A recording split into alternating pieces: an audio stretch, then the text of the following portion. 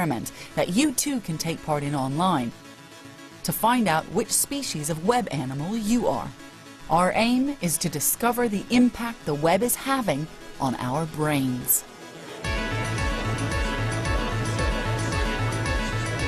Is this test a genuine first? Absolute first, a global first. Nobody's ever done this before. Nobody even knows what's going to come out of it. To give us a first indication, we've brought together 100 people who represent different ages and genders. Some use the web rarely, others all the time. Look at your screen, concentrate on what you have to do, click start, and that game will begin. We are especially interested in the 12 and 18-year-old age groups because their brains have been formed only knowing life with the web. How does their behavior compare to people who rarely use the web and to serial users like myself? You've got to look at the pictures, you've got to look at the numbers, you've got to look at the letters, you've got to make a decision. Is it an odd number? Is it an even number? Is it a vowel? Is it a consonant? It's a bit too much for my brain. The results from our initial survey of 100 volunteers seem to confirm what many suspect. Generation Web seemed to display more fox-like behavior. They answered their questions after looking at half the number of web pages and only spending 1/6 of the time viewing the information than their elders did.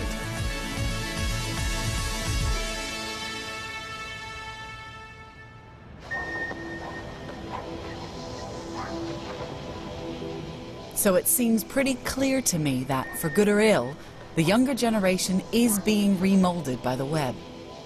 Facebook's feedback loops are revolutionizing how they relate. There's empirical evidence now that information overload and associative thinking may be reshaping how they think. For many, this seems to be a bleak prospect. Young people bouncing and flitting through a thoughtless, throwaway virtual world. But are we being too harsh? Are we failing to spot something valuable about this new culture? We go on singing the old song of fragmentation and alienation because every society always looks at the preceding age while living in a new current one, never sees the age it's living in. You might be surprised to learn that that was recorded in the 1960s, and the person who was speaking was the Canadian maverick thinker Marshall McLuhan. In 1968, McLuhan took up a year's professorship in New York. It was the perfect destination for him as he was enthralled by the hustle and bustle of modern life. He positively welcomed the kind of future that the web has now given us. McLuhan thought that the coming of the electronic age would speed up the movement of information, injecting new life into the mundane mechanical era. He thought that the rules, the regulations, the beliefs of the 19th century would be overturned as we were forced to dance to the faster rhythm of the electronic information loop.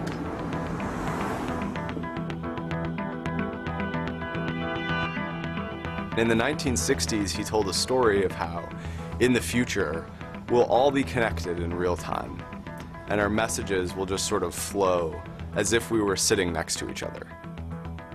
You know, as if we were right there. And that's just a profound thing to say in 1968.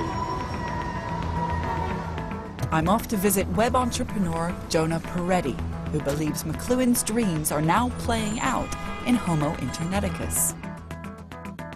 That spoof cat videos and dancing men are actually evidence of a sophisticated, interactive culture at work. McLuhan realized that people always judge new media by the standards of old media. So in this case, you see that the internet is all about the social relationships and the network, but people still judge it as if it was static content. And so you look at it and say, oh, this is a silly cat video, and judge it as content, instead of saying, oh, this was something that one person created in their garage, that 3 other people collaborated on and added to, that was now being used to satirize a political campaign, and that it's part of a web of creativity and a network of sharing that is actually more interesting and important than the media itself. I think a lot of people would look at so much of what goes on online, you know, the memes, the silliness, the kittens that are stuffed inside glass vases and all these kinds of things that literally get sent around everywhere, as a distraction, as a bit of a waste of time, as actually not particularly worthwhile. But at the same time, you're seeing it as something that has a sophistication, aren't you? Oh yeah, I mean, when you think about things that are a waste of time, think about the average sitcom, right? Or the average Hollywood movie. You know, you sit there passively, there's not really much to do except just passively consume this media that's for the lowest common denominator. When you look at viral culture, what you see is people much more engaged. You know, so you mentioned kittens and glasses. The Bonsai Kitten project was a fake site that made it look like instructions for how to make bonsai kittens, where you put them in jars and they get funny shapes and you can make your very own. It was a total prank.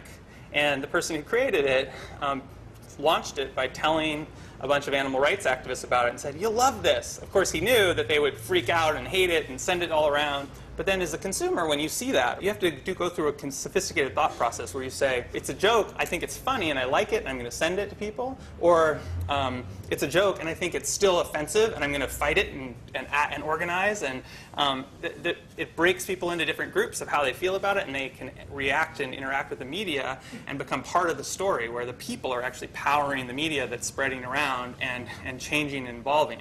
Once you figure out some of the principles of how things spread online, how do you make something that when people see it, they want to share it or pass it along or bring more people in? It can work for silly things or for serious things.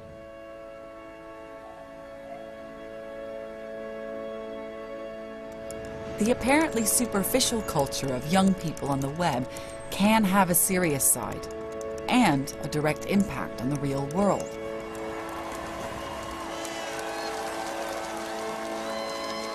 One of the most powerful examples for me can be seen in how Generation Web is re-engaging with politics.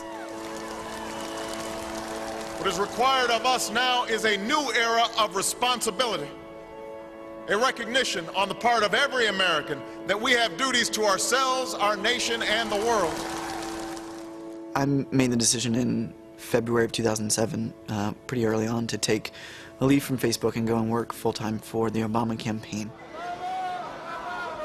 The campaign from the start was really interested in running a bottoms-up grassroots initiative, which happened to intersect directly with everything that was happening online in 2006, 2007, 2008. Barack Obama!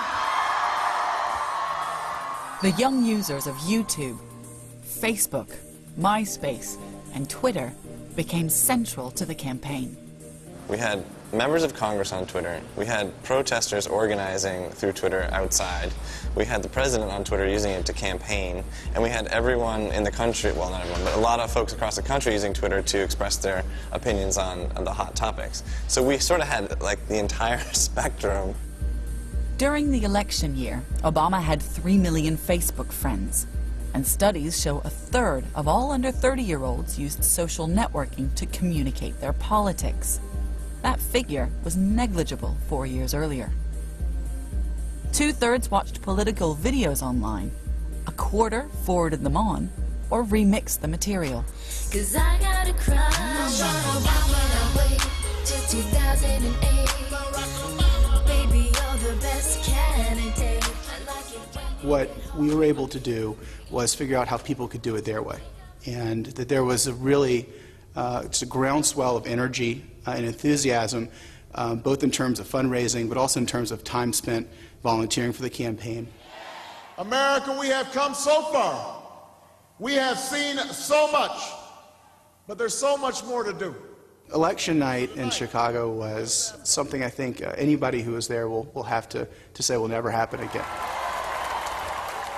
It was indescribable. I mean, it was a really important moment for the country above everything else. We were all just so emboldened by the fact that not only had we done it, but we'd done it differently. And that made everything all the more powerful. The technology of the web, with its feedback loops and associative connections, appears to have attracted young people to politics on a scale that hasn't been seen for generations. All around the world, as we've seen, young people, for better or worse, are harnessing the power of the web to fight their causes. From the uprising in Iran to the young Russian hackers who